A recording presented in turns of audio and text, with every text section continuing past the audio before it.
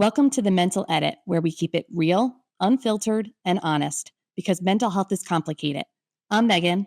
And I'm Rachel. We're here to have candid conversations about mental health, what it is, what it isn't, and everything in between.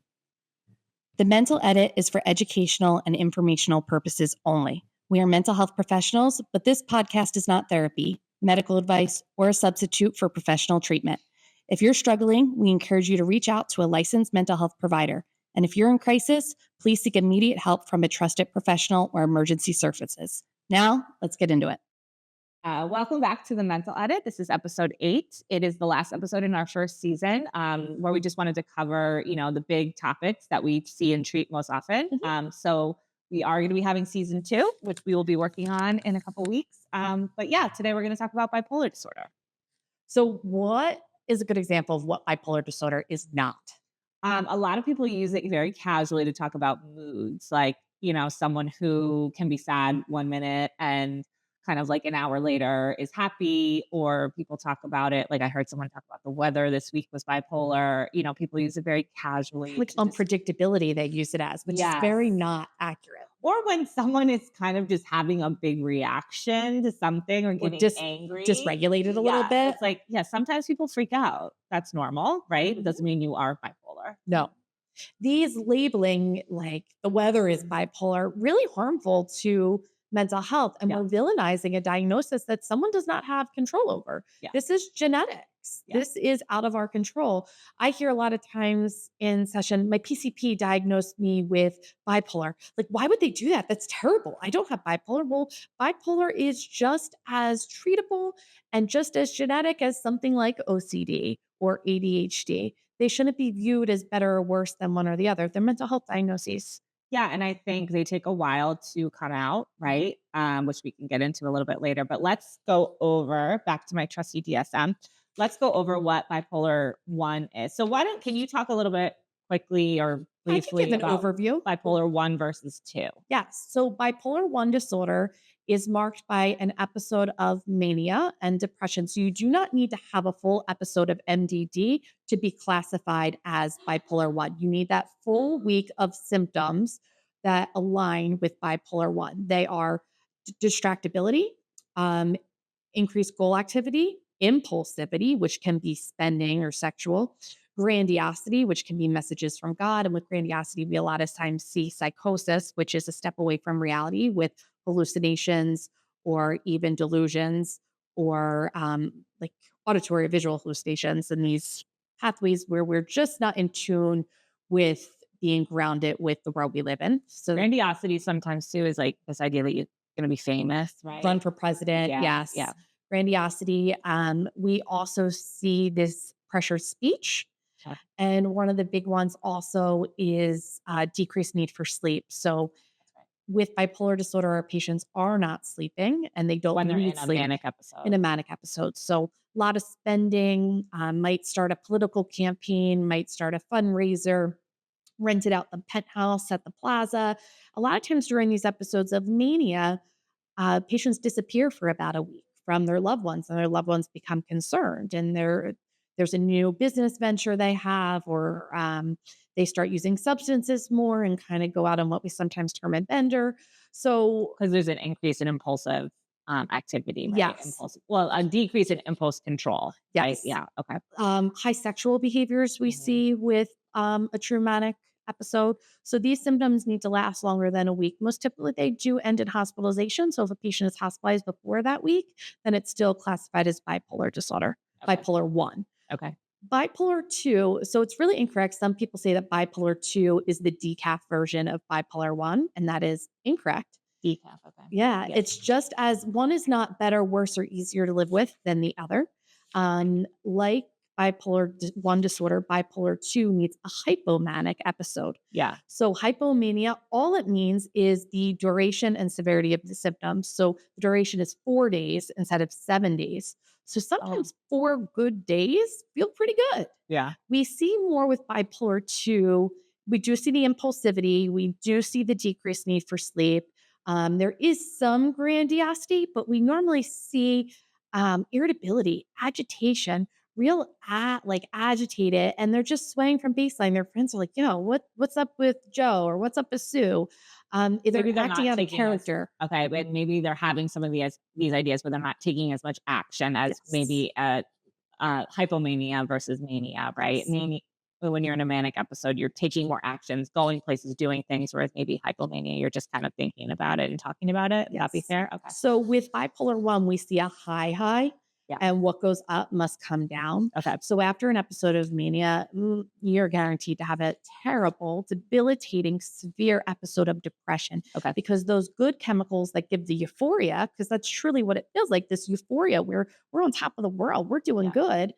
We're getting these messages from God or we are God, and then we crash because those chemicals are taken away. So it's like a hangover of depression. And that's what we're talking about with bipolar. Polar is Two polar. Yes. opposites. Okay. So with bipolar 2, we can sometimes return to euthymia, which is like normalcy, Okay. and not have that episode of depression. And most interesting, we don't always know our loved ones or friends or family have bipolar disorder.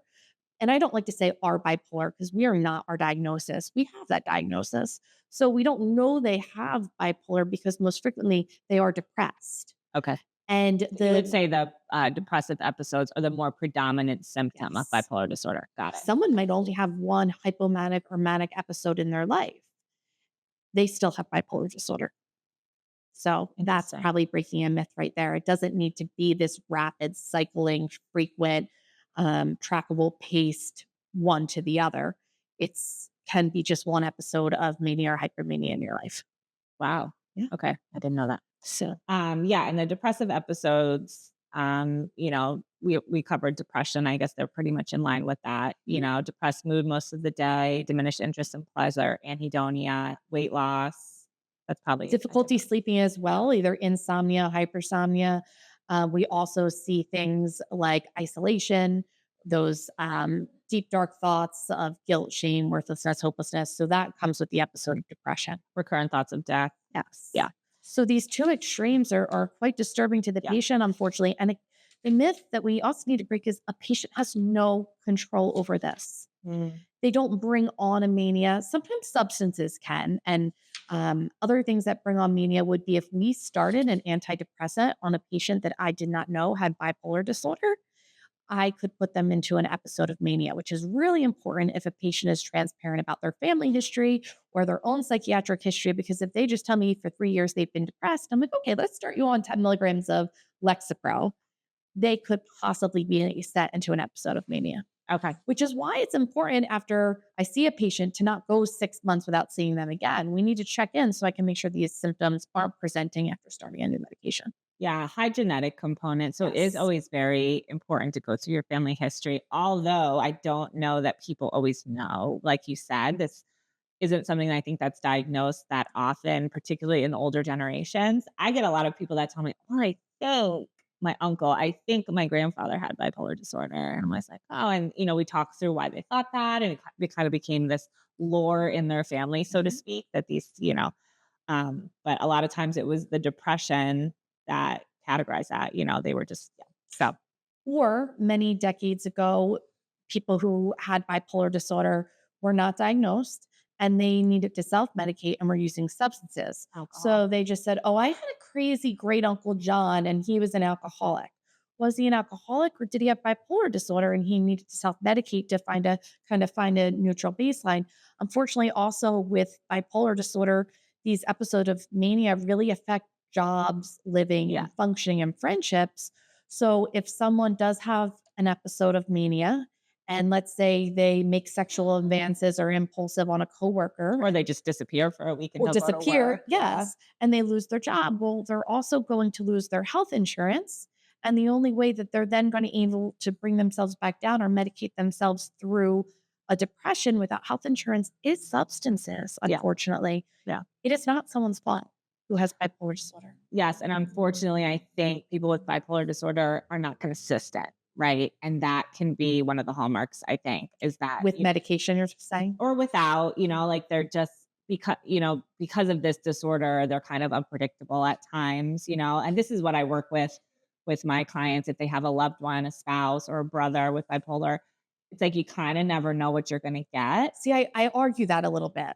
What I do think they have predictability. I think sometimes they feel so good that they stop their medication, and that's when the unpredictability comes in. Okay. Because someone with bipolar disorder, if they are treated on a regular medication plan and they follow that plan, they could be asymptomatic the rest of their life.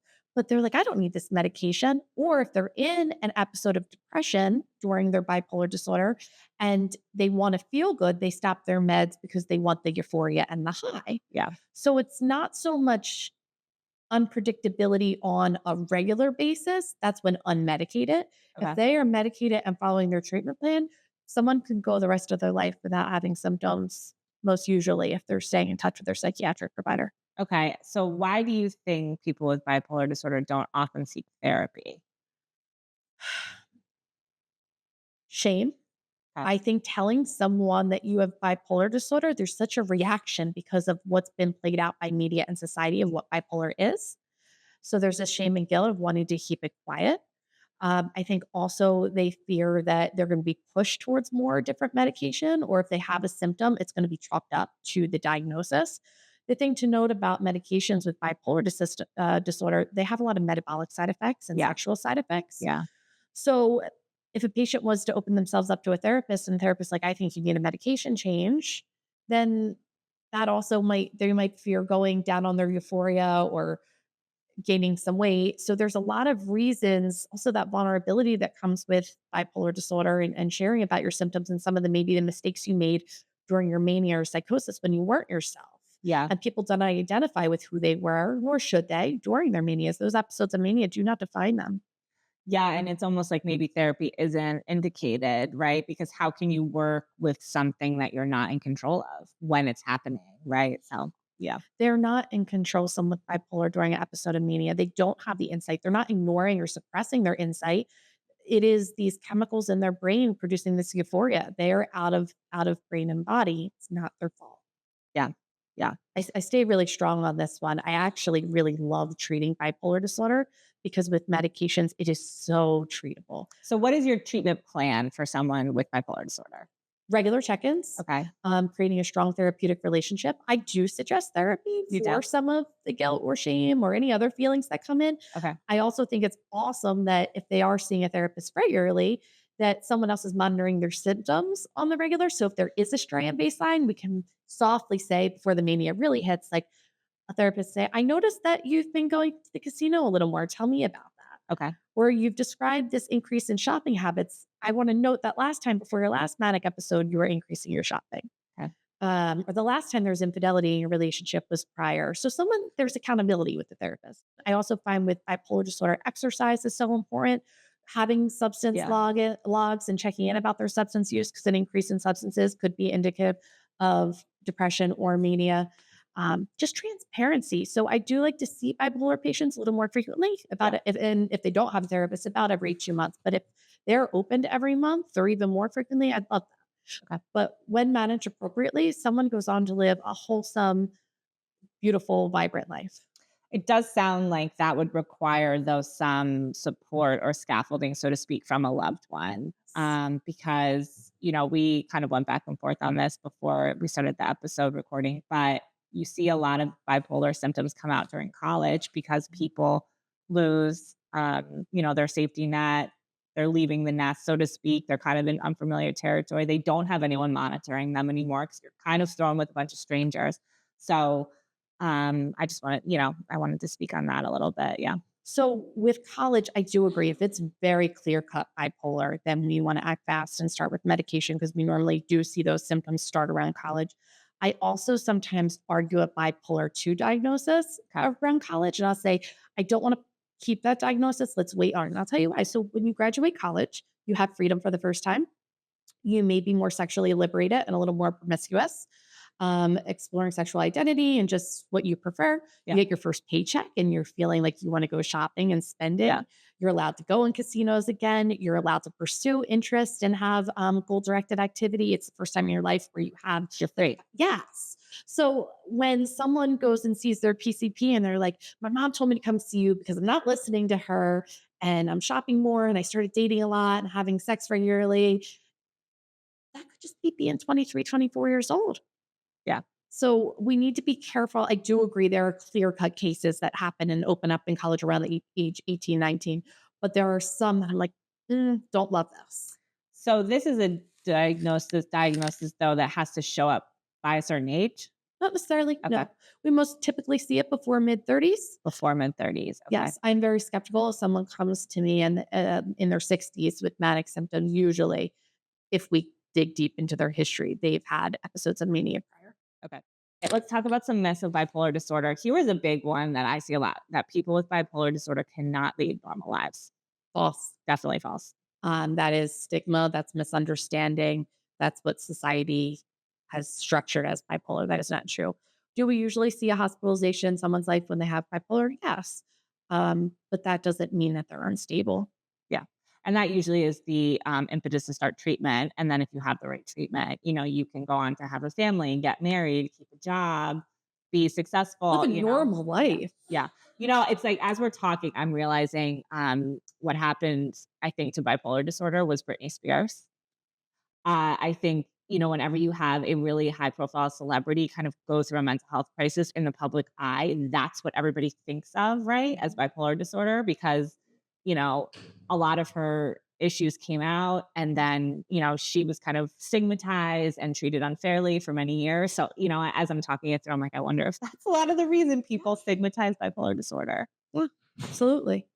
With bipolar disorder, people act out of character and we become afraid who they were in that episode of mania Yeah. or who they could become again. That is not their fault. Yeah. Mm. As a caregiver or loved one of someone with bipolar disorder, you sort of require a ton of compassion and a ton of patience and a ton of faith that, you can ride this episode out with them, provide them a safe space, and they will come out the other end. I also think if you're in a relationship with someone who has bipolar disorder, transparency is really great. So Yeah. financial transparency, transparency with even location, because that way, if we see maybe an increase in spending on the credit card, someone can say, "Hey, having some of these symptoms? Are you sleeping right now?" Yeah. So we can be a great support. Doesn't mean you're responsible for that person, but that's what being a partner is. Yeah. Team. Well, and I think if you are in a partnership with someone with this disorder, that is, something you have to monitor, right?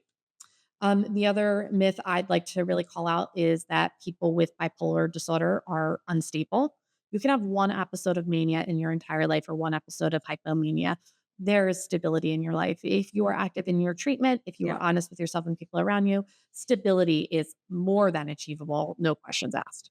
Would you say that them having a stable life set up, meaning a consistent job, house, or, home to live, like those things kind of buttress maybe, their overall well-being more so than other. I mean, I would argue they probably help everybody having, a secure base as we call it, but probably probably sounds like that's even more necessary for people with this disorder. Yeah, and there's a difference between also stability and consistency. So someone who's stable is going to be able to live this life, and someone with consistency is going to show up every day, and we know what we're going to receive. And absolutely, with someone with bipolar disorder, we are going to receive consistency if they're receiving proper treatment. Yeah, and I guess that's really the takeaway here is there is a difference between untreated bipolar disorder and treated bipolar disorder.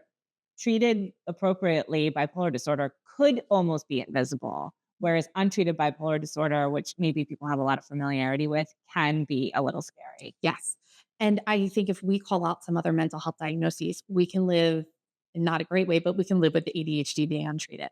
We can live with OCD being untreated. We can get by with our panic disorder being untreated. And it's not going to affect our relationships and how Or we're our safety or safety. sometimes, Great call. Yeah. Yeah. Where a bipolar disorder or someone who has a diagnosis, if they're not treated, there are going to be some larger concerns and impacts on the world around them. Yeah. And that I think is where people's misunderstanding comes in. So the last myth we want to talk about. Is that people with bipolar disorder have mood swings, which is false. Yeah. Yeah, we kind of touched on that, but let's go into a little more detail.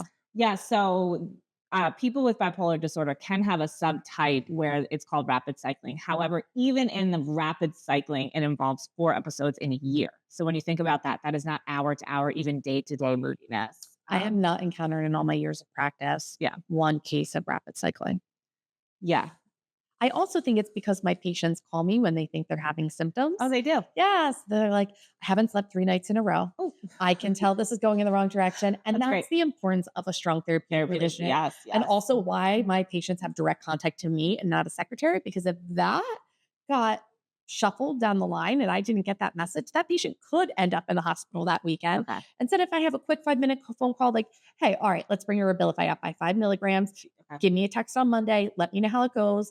Also, we use benzodiazepines to help in situations like that when the patients are kind of like entering or exiting an episode, to help them get that sleep, because sleep is so important. Okay. And our brain is going to be really garbage by the time we're done with the manic episode. So forcing our body with something like Valium, Klonopin, Xanax, Ativan to get that sleep, really important. So I can put through a prescription for Xanax to make sure they get good night's sleep. Okay. So something also worth discussing is that bipolar disorder, because I think it's so fascinating, it is often predicted in film and TV. A big one is Eternal Sunshine of the Spotless Mind. So I believe that movie was probably one of the first to predict someone with bipolar disorder in a relationship with another person. It's worth watching. Yeah, and my favorite and I think most beautiful portrayal of bipolar 1 is the series called Modern Love. Yeah, It's on Netflix, I believe. I think so. And Anne Hathaway portrayed a young adult female with bipolar disorder. And I really felt that people with bipolar disorder would have felt very seen. It was beautiful. There's no other way to describe it. And I really suggest that if someone's more curious about bipolar, Yeah, it's a single episode. Each episode is in one and in their that was a own. good series, though. Yeah. It was. And that episode really, really clearly and accurately portrayed. So give it a watch. Yeah, and it gives, the other perspective again of being a loved one of someone with bipolar disorder, knowing when to help them and knowing when to give them a little space, that kind of thing. Yeah. And also what the depression looks like, because so often we talk about the mania and the euphoria and the uncharacteristic Well, the mania is easier to talk about, isn't it? Yeah. The mania can be fun, can be exciting, can be adventurous, right? The depression is very dark. It's again, what goes up must go down. And the higher we get, the harder we hit. Yeah. So catching bipolar disorder before that mania really becomes a significant severe episode. If we catch in the beginning stages, we're going to help that depression from becoming that dark, deep, depressive depression. Okay, so that wraps up our final episode of the first season. Thank you guys so much for listening. We hope you enjoyed it. It was really great because we learned so much along the way, and our views that sometimes contradicted one another help us discover our feelings and thoughts and preconceptions on these diagnoses. So thanks for listening and learning with us. Yeah. And with mental health, there is actually the tricky part. There is no right answer for anything, right? Even bipolar disorder, anything we've talked about can show up differently. You find 10 people with the diagnosis 10 different ways. And you're always more than your diagnosis. Let it shape you, not define you. Yes. All right. Well, we'll see you for season 2. Thanks so much. Thank you for listening. Make sure to subscribe to The Mental Edit and turn on notifications so you never miss an episode. Give this video a like if you found it helpful, and drop a comment with your thoughts or questions. We want to hear from you. You can also DM us on Instagram at The Mental Edit with topics you'd love for us to cover. And if this episode spoke to you, share it with someone who needs to hear it. No fluff, no BS, just real talk about what healing actually looks like.